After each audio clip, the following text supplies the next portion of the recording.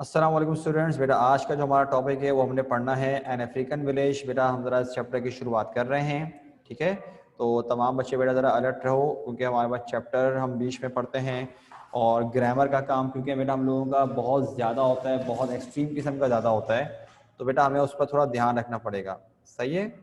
अच्छा, और इसके साथ साथ ग्रामर तो बेटा हमारी पूरी पूरी ही पढ़नी है, तो इसीलिए सारे बच्चे ज़रा इस पर ध्यान दो सारे के सारे। और बुक्स बेटा निकाल लो अपने पास तो ज़्यादा बेहतर रहेगा ताकि आप लोगों को प्रॉपर्ली समझ में आए, ठीक। अच्छा, बुक से ही पढ़ना ताकि तुम लोगों को मिस्टेक ना करो किसी किस्म की। मैं बेटा वन बाय वन ज़रा आप लोगों से पढ़वा रहा हूँ, ज़रा सारे बच्चे ज़रा अलर्ट रहना, ओके। ये बाकी बच्चे कहाँ गायब है भाई? चलो खैर देखते हैं। फातिमा बेटा ज़रा माइक पर आइएगा। फातिमा बेटा माइक पर आओ। फातिमा मेरा बच्चा माइक पर आ जाओ, जल्दी करो, रिकॉर्डिंग चल रही है बेटा। गला खराब है मोहतरमा का, माशाल्लाह माशाल्लाह। खाओ आइसक्रीमें खाओ तुम लोग सारे के सारे। रुक जाओ रुक जाओ रुक जाओ, छोड़ दो, रहने दो, क्यों तुम अपने आप को परेशान करोगी। छोड़ो रहने दो, आराम करो बेटा, मसला नहीं है, ध्यान रखो अपना। अहमद माइक पर आ बेटा, अहमद बेटा माइक पर आइए।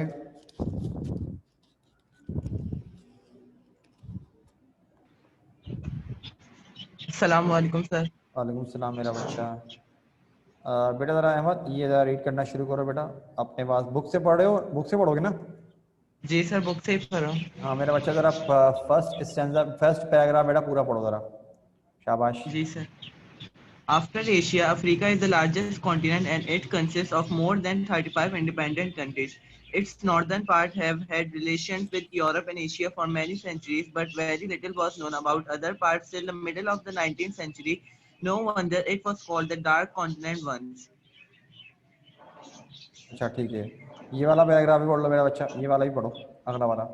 The village life anywhere in the world is closely associated with agriculture. So, is a village in Nigeria, which is mainly an agricultural country. Nigeria is the largest country of West Africa and is the most thickly populated of all the African countries. Most of its inhabitants are farmers who live in villages. A great part of Nigeria is covered with a dense forest which thins out into bush in the north. The bush consists of scattered trees with heavy undergrowth in the form of thick bushes and grass. The farmer settlements or villagers are scattered in the bush where they cultivate the land. बस ये रुक जाओ। अब मेरे बच्चों क्या लिखा है भाई, ज़रा हम शुरुआत कर रहे हैं।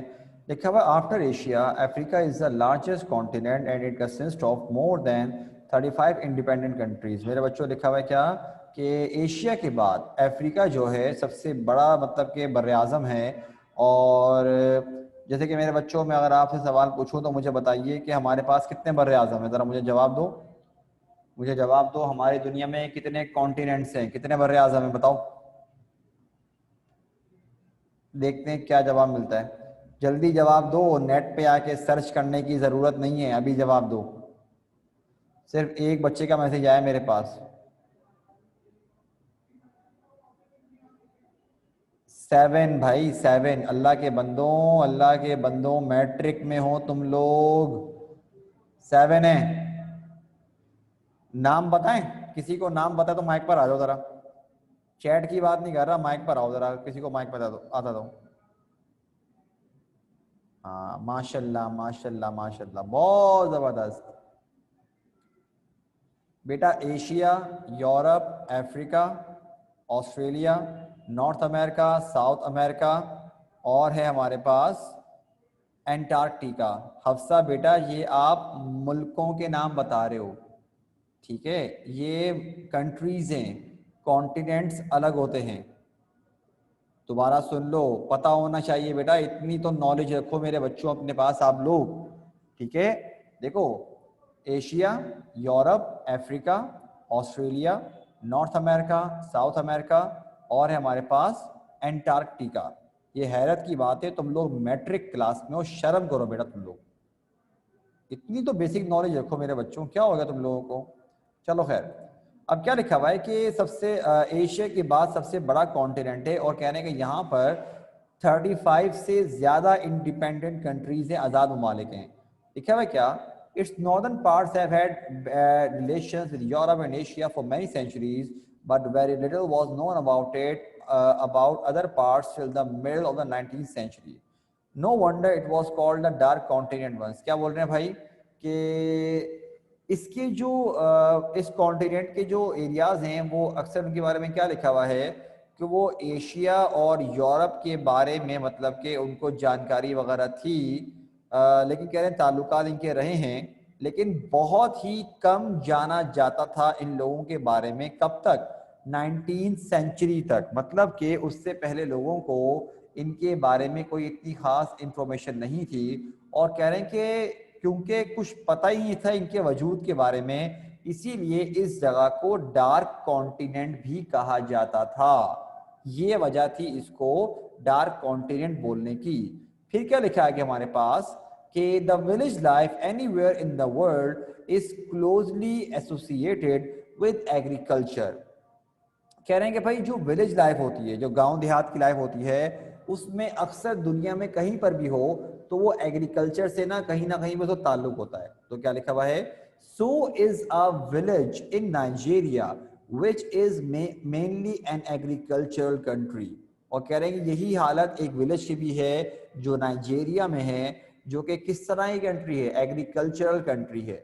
फिर लिखा हुआ है कि Nigeria is the largest country of West Africa and is the most thickly populated of all the African countries। मेरे बच्चों क्या लिखा हुआ है कि नाइजीरिया जो है ना वेस्ट अफ्रीका की, मतलब अफ्रीका का जो पूरा कॉन्टिनेंट है उसको अगर डिवाइड कर दो नॉर्थ साउथ ईस्ट वेस्ट में, तो कह रहे हैं कि जो उसका वेस्ट पार्ट है वहां पर सबसे बड़ी कंट्री है उस जगह की। और कह रहे हैं कि तमाम अफ्रीकन कंट्रीज में सबसे ज्यादा थिकली पॉपुलेटेड। मेरे बच्चों थिकली पॉपुलेटेड का मतलब ये होता है जहां पर आबादी का रेशो बहुत ज्यादा हो। मतलब कि जैसे कि अगर हम बात करें कि बेटा हमारे पास पाकिस्तान की पॉपुलेशन की अगर हम बात करते हैं तो आपको पता होना चाहिए कि अगर प्रोविंस की बात करें, अगर हम प्रोविंसेस की बात करते हैं मेरे बच्चों, तो आपको पता होना चाहिए कि Punjab is the most thickly populated province of Pakistan, कि वहां पर आबादी बहुत ज्यादा है। और शहरों की बात करें तो कराची में आबादी बहुत ज्यादा है। समझ रहे हो मेरी बात मेरे बच्चों? कि अच्छी तरह शहरों की अगर हम बात करते हैं तो कराची में क्या है? सबसे ज्यादा आबादी मौजूद है। आगे लिखा हुआ है हमारे पास कि कहां तक पढ़ लिया हम लोगों ने? हाँ यहाँ तक कि यहाँ, हाँ, most of its elements are farmers who live in villages.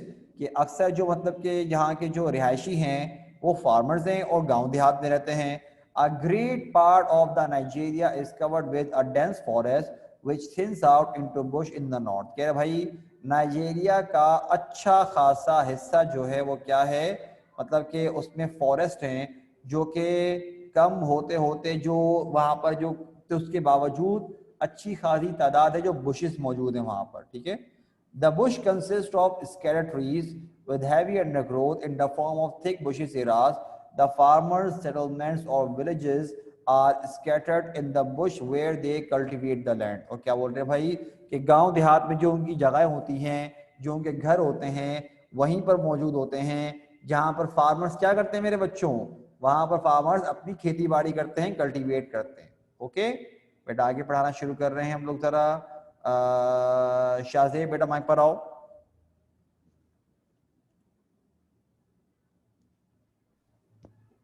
Yes sir. बेटा ये पैराग्राफ पढ़ो जरा। सर थर्ड वाला ना? हाँ मेरा बच्चा। These villages, These villages are different from our villages. A Nigerian village may consist of a dozen to about 3 dozen huts.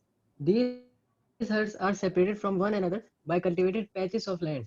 Since the huts are not situated closer together, there are no streets or lanes. They are joined by bush paths which may lead to other villages in the same bush area. सही है। जरा सुनो यहाँ पर क्या लिखा हुआ है। कह रहे हैं कि जो विलेजेस है ना यहाँ पर, कह रहे हैं कि हमारे विलेज से कंपैरिजन में बहुत डिफरेंट है ये। एक मिनट रुको जरा, स्क्रीन से गायब हो गया।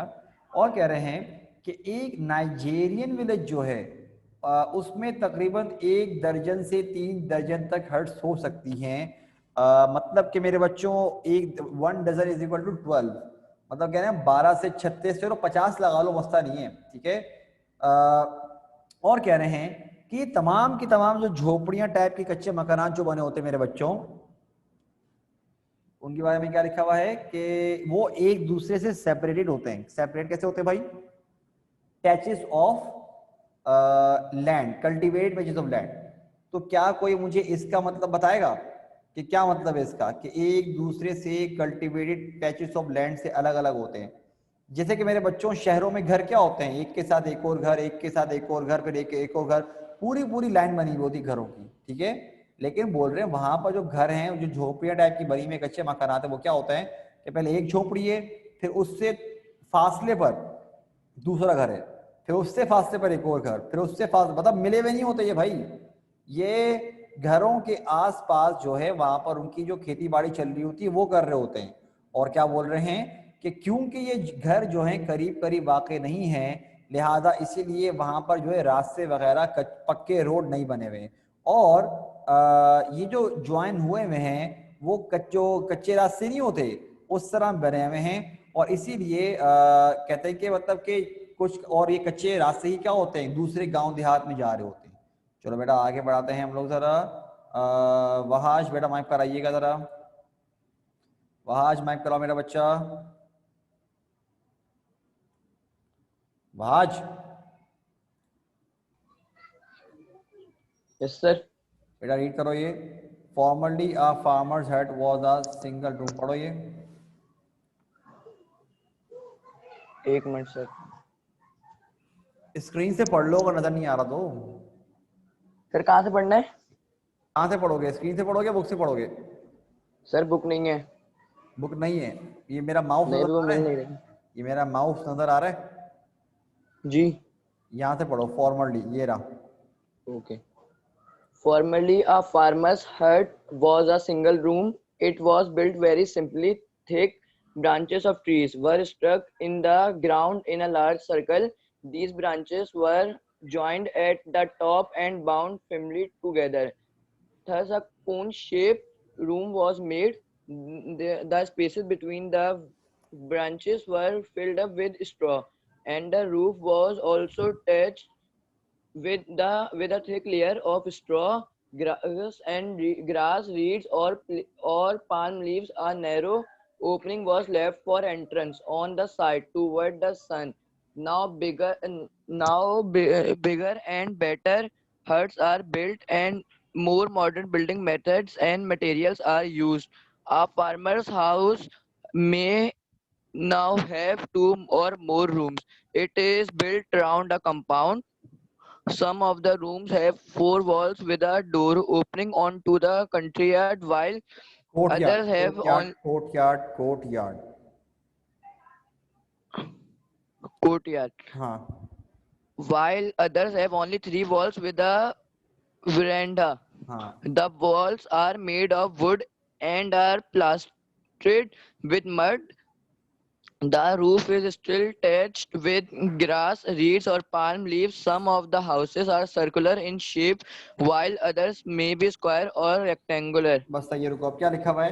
कहने के पहले जमाने में जो फार्मर्स की जो झोपड़ियां वगैरह हुआ करती थी वो भाई सिंगल रूम हुआ करता था, वो बहुत ही सिंपली बनाया करते थे। मतलब के कह रहे हैं कि जो थिक ब्रांचेस, जो शाखें नहीं होती जो दरख्त की, जो बड़ी मोटी मोटी किस्म की होती हैं, कहने के उन्हें क्या करते थे, लेकर आते थे जमीन में, उनको मतलब धंसाते थे और टॉप पार्ट को क्या करते थे, उसको कंबाइन करके बांध दिया करते थे। मतलब कोन शेप बन जाती थी, जैसे कि यहाँ धांधे धांधे ऊपर से क्या किया, टॉप से उसको मतलब कि यूं बना लिया, जैसे कि समझ लो जैसे कि मस्जिद का गुंबद नहीं होता, टॉप से ऊपर एक पॉइंटी होता है, तो समझो क्या करते हैं कि इस तरह उसको जमीन पे धंसा देते थे और टॉप पार्ट करके ना उसको यूं बांध लिया करते थे किसी चीज से। और कह रहे हैं कि ये जो शाखों के बीच का जो स्पेस था उसको वो कवर किस तरह करते थे कि बड़े बड़े पत्ते डालकर किसी चीज के घास वगैरह डाल दिया करते थे और इसको कवर किया करते थे ताकि पानी वगैरह ना आए। और ये बनाने के बाद क्या करते थे कि उसमें से एक एंट्रेंस का एक रास्ता छोड़ा करते थे, किसकी तरफ? सूरज की तरफ, क्योंकि मेरे बच्चों वो मतलब कि खेती बाड़ी वगैरह किया करते थे तो सुबह ही सुबह काम करना शुरू कर देते थे। अब क्या बोल रहे हैं कि अब आज के दौर में वहां पर जो है बेहतर मकानात बनना शुरू हो चुके हैं, मॉडर्न बिल्डिंग्स बन रही हैं, मटेरियल यूज हो रहा है, और कह रहे हैं कि अब जो है बाकायदा फार्मर्स के घरों पे 2 कमरे या उससे ज़्यादा कमरे भी हुआ होते हैं, बल्कि बाकायदा पूरा प्रॉपर घर बनता है। यहाँ पर बाकायदा दीवारें होती हैं, डोर ओपनिंग है, कोर्ट यार्ड मतलब कि सहन वगैरह टाइप का जो होता है वो होता है। और बोल रहे हैं कि यहाँ पर जो है जो दीवारें वगैरह हैं वो अक्सर the walls are made of wood and are plastered with mud, मतलब बोल रहे हैं कि भाई लकड़ियों की से दीवारें बनाई जाती हैं और उन पर मतलब कि प्लास्टर किया जाता है, और जो छत है वो अभी तक इस तरह डाली जाती है कि उसको मतलब बाकायदा घास पत्ते वगैरह जो होते हैं इनसे मतलब ढका जाता है, प्रॉपर्ली ठीक ठाक लेयर बनाई जाती है। लेकिन बोल रहे हैं कि इसके बावजूद तो कुछ घर हैं वो सर्कुलर शेप में होते हैं और कुछ ऐसे होते हैं स्क्वायर या रेक्टेंगुलर शेप में होते हैं। नाउ मेरे बच्चों लेट्स कंटिन्यू, बेटा आगे पढ़ना शुरू करते हैं हम लोग ज़रा। कहाँ गए मेरे बच्चे? सारे के सारे पार्टिसिपेंट्स में आए, हम यहाँ पर आ गए। कहाँ गए भाई, किन बच्चों को बोले? अफसा येरी, मायरा माइक पर आओ बेटा, मायरा माइक पर आइए बेटा।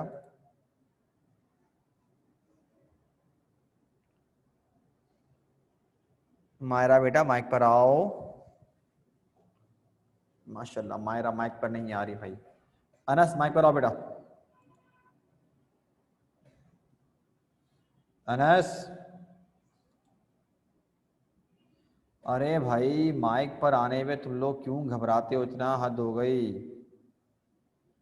हमजा तुम माइक पर आओ बेटा। अस्सलाम वालेकुम सर। वालेकुम सलाम मेरा बच्चा। बेटा ज़रा आपने क्या करना है कि यहाँ से पढ़ना शुरू करना था, court yard of the house, यहाँ से पढ़ो ज़रा। Okay, sir. The courtyard of the house is the center of all activities. Women folk work and cook food, and the children play there. There is little furniture in these homes. The pupils sleep on mats spread on mud plastered floors. All household pots and pans are earthenware. Though tin and aluminium utensils have also found their utensils, way into utensils इसे पढ़ते हैं utensils. utensils have also found their way into these homes. बस रुक जाओ। अब क्या बोल रहे हैं, कह रहे हैं जो वहाँ का कोर्ट यार्ड सहन वगैरह टाइप का जो होता है, यहाँ पर तमाम एक्टिविटीज़ हो रही होती हैं कि औरतें वगैरह अपने घर के काम में लगी होती हैं, खाना वगैरह पका रही होती हैं, बच्चे खेल रहे होते हैं। कह रहे हैं कि वहाँ पर फर्नीचर बहुत कम होता है और अक्सर लोग क्या करते हैं वहाँ पर चटाई वगैरह बिछा के ना वहीं पर सोते हैं। और कह रहे हैं कि वहाँ के जो बर्तन हैं अक्सर मिट्टी के बर्तन हैं, लेकिन कह रहे हैं कि अब वहाँ पर जो स्टील वगैरह की जो बर्तन वगैरह हैं वो यहाँ पर आना शुरू हो चुके हैं। ठीक है ना, बताते हैं अब कहते हैं शाहजेब बेटा माइक पर आ जाओ। शाहजेब बेटा माइक पर आओ। Yes, sir.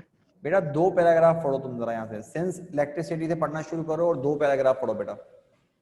Since electricity has not reached these remote villages, the bush dwellers still use wood for lighting and heating purposes. A large pile of wood is lighted in the middle of the courtyard, which gives them light and protects them from cold, mosquitoes, and wild beasts. Rainwater is stored in large ponds during the rainy season and is used for drinking as well as for other needs. सही, आगे पढ़ो। Close to the farmer's dwelling is a patch of land for growing food crops, which include plantains, potatoes, yams, groundnuts, and pepper. Usually, women look after the food crops while men tend the cash crops like oil, palms, and cocoa trees. The fruit of oil palm is boiled and pressed. It gives oil, which is filled in the drums and is exported to other countries. Similarly, the fruit of cocoa tree yields beans, which are ground into powder from which chocolate is made. Cocoa beans and powder are also a major export of Nigeria. बस सही है, रुक जाओ। अब क्या लिखा है मेरे बच्चों, यहाँ लिखा हुआ है कि क्योंकि अक्सर जगहों पर अभी तक मतलब यहाँ बिजली नहीं आई है, लिहाजा जो बुश ड्वेलर्स हैं वो अपनी रोशनी वगैरह के लिए क्या करते हैं, लकड़ियाँ जलाते हैं। और लकड़ियाँ किस तरह जलाते हैं मेरे बच्चों के, लकड़ियों की बहुत बड़ी तादाद एक जगह जमा की जाती है और कोर्ट यार्ड के बीच में वो जलाते हैं, जहाँ से होता क्या है कि उनको रोशनी भी मिलती है और इसके साथ साथ वो ठंड से बच जाते हैं, मच्छरों से बचते हैं और जो जंगली जानवर वगैरह होते हैं उनसे भी उनको हिफाजत होती है। कह रहे हैं कि इसके साथ साथ वहाँ पर बारिश का पानी जो होता है वो स्टोर करते हैं ताकि वो उनको बाद में जो मतलब कहते हैं ना पीने के लिए और दूसरी ज़रूरियात के लिए भी इस्तेमाल कर सके, खाना पकाना, नहाना वगैरह, साफ़ करना अपने आप को, उसके लिए भी इस्तेमाल करते हैं। फिर क्या बोल रहे हैं कि फार्मर की जो मतलब कि जहाँ पे रहता है वहाँ पर एक ज़मीन के टुकड़े भी अक्सर होते हैं जहाँ पर वो फसलें उगाते हैं, plantains, tomato, potatoes, yams, ground nuts, pepper वगैरह। और कह रहे हैं कि अक्सर क्या होता है कि औरतें वगैरह जो फूड क्रॉप्स और कैश क्रॉप्स जो होते हैं, मर्द देखते हैं उनको, जैसे कि ऑयल पाम ट्री हो गए, कोकोआ ट्री हो गए। फिर क्या बोल रहे हैं कि जो ऑयल पाम ट्री से फ्रूट निकलता है ना, उसको बॉयल करते हैं, उसको फिर दबाते हैं, जिसकी वजह से उनको ऑयल मिलता है, मतलब पूरा प्रोसेस होता है उनका, ऑब्वियस सी बात है मेरे बच्चों। और फिर वो ड्रम में फिल करते हैं और उसको एक्सपोर्ट करते हैं दूसरे ममालिक में। फिर क्या बोल रहे हैं यहाँ मेरे बच्चों कि इसके साथ साथ इसके कह रहे हैं कि कोकोआ ट्री जहाँ से इनको मिलती है क्या, बीन्स मिलती हैं, जिसको ये पाउडर में कन्वर्ट करते हैं और चॉकलेट बनते हैं, चॉकलेट बनाते हैं। और आगे से क्या बोल रहे हैं कि कोकोआ बीन्स जो है ना, उसका पाउडर जो है ये नाइजीरिया की एक बहुत बड़ी एक्सपोर्ट में आता है। नाइजीरिया की मेरे बच्चों ये बड़ी मेजर एक्सपोर्ट में आता है क्या, कोकोआ पाउडर। सही है मेरे बच्चों। अच्छा फिर क्या लिखा है, जरा आगे पढ़ना शुरू करते हैं। बस चैप्टर हमारा थोड़ा सा ही रह गया है, इसको बाद वहीं वाइंड अप कर देंगे भाई, जल्दी ही पढ़ लोगे तो जल्दी क्लास खत्म कर देंगे बेटा। अहमद जरा माइक करो मेरा बच्चा, जी सर। पढ़ो बेटा, ये दोनों पैराग्राफ पढ़ लो, क्या लिखा हुआ है। One thing that is common in our villages and which we shall miss in our African village is the cattle. In many parts of Africa, farmers cannot rear cattle on account of a kind of fly sting. Whose sting kills the cattle and causes sleeping sickness among human beings. In the absence of cattle, the farmer helps to plug the fields with his hands, carry load to the market, and walk long distances. He may, however, keep a goat for milk and poultry for eggs. The picture is not complete. It can never be complete because the African village is always changing and has already changed much. The bush dwellers are being introduced to the modern facilities of transport and communication. One their small villages and linked by road with towns and cities, they will soon see bushes and cars, electricity and tube wells, radios and televisions, schools and hospitals coming to their villages. बस सही है, रुको जरा, क्या लिखा है मेरे बच्चों यहाँ पर, कह रहे हैं कि one thing that is common in our religion which we shall miss in African village is the cattle। कह रहे हैं कि एक ही जो कॉमन है हमारे गांव देहात में और अफ्रीकन के गांव देहात में, वो है कैटल। और कह रहे हैं कि अफ्रीका के बहुत सारे पार्ट्स में वहाँ के जो फार्मर कैसा कैटल बोलते हैं किसको मेरे बच्चों, जो भेड़ बकरी वगैरह, जो मतलब गाय नहीं होती, गाय जो होती है उनका जो पूरा रेवड़ होता है पूरा का पूरा। कह रहे हैं कि फार्मर जो वहां पर है ना, वो दरअसल नहीं कर सकते, वहां पे कैटल वगैरह नहीं चला सकते, क्योंकि वहां पर एक खास किस्म की कोई मक्खी है, कीड़ा है, मतलब कि जब वो डंग मारती है ना, तो उससे क्या होता है कि वहां की कैटल की बकायदा मर जाते हैं, वहां के जो गाय वगैरह होती है। और अगर वही अपना डंग इंसानों को मार दें तो इनमें स्लीपिंग सिकनेस हो जाती है, मतलब वो शायद लंबा लंबा सोने लग जाते हैं। तो अल्लाह माफ करे। वैसे ही यहाँ पर जो सुस्त लोग होते हैं वो इतना सो रहे होते हैं, अगर उसको उस मक्खी ने डंग मार दिया फिर तो गए, फिर तो हो गया काम मेरे ख्याल से। वैसे ही 12-14 घंटे सो रहे होते हैं, और उस मक्खी यहाँ के लोग अगर वहाँ चले गए, अल्लाह ना करे, और अगर डंग को डंग मार दिया, वो तो मेरे ख्याल से शायद वहीं मौत हो जाएगी उनकी, तो शायद पड़े पड़े ही सो जाएंगे, मर जाएंगे सारे के सारे।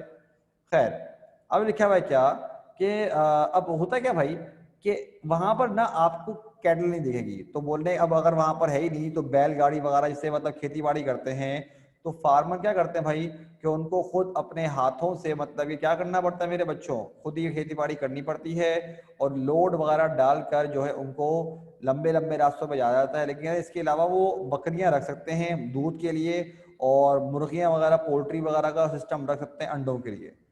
अब मेरे बच्चों यहाँ पर तो नहीं, लेकिन आपके पास मेरा बच्चा आपकी बुक में जो है ना एक पिक्चर वगैरह बनी होगी अफ्रीका, मतलब कि तस्वीर वगैरह आपको शो हुई भी होगी, आप उस तस्वीर की तरफ देखो, मेरे पास नहीं है यहाँ पर। कहने कि ये तस्वीर कंप्लीट नहीं है, क्योंकि अफ्रीका विलेज जो है वो हमेशा चेंज होता रहता है और बहुत कुछ चेंज हो चुका है।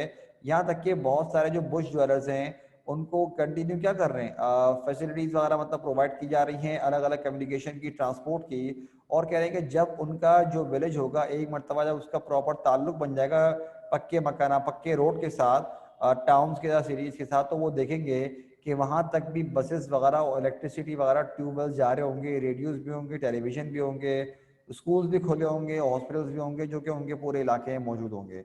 मेरे बच्चों यहाँ पर हुआ हमारे पास चैप्टर ख़त्म। ठीक है बेटा, 1 मिनट रुको मेरा बच्चा शाहजेब, 1 मिनट बेटा।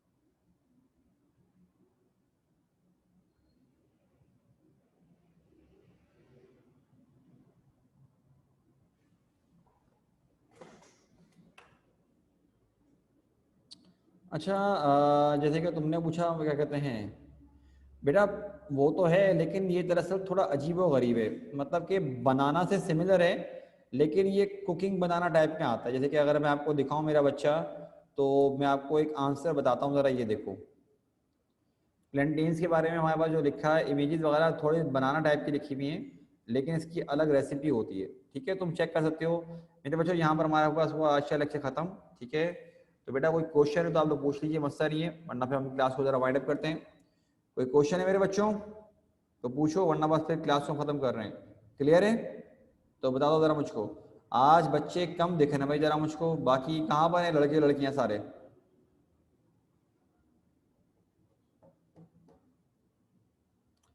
अहमद बेटा, जब ग्रामर की क्लास कराएंगे मेरे बच्चा तब करेंगे, अभी नहीं कर रहे।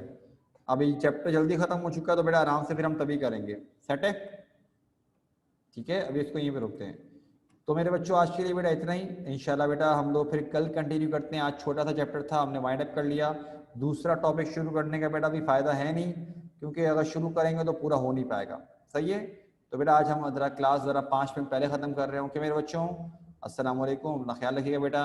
अल्लाह हाफ़िज़।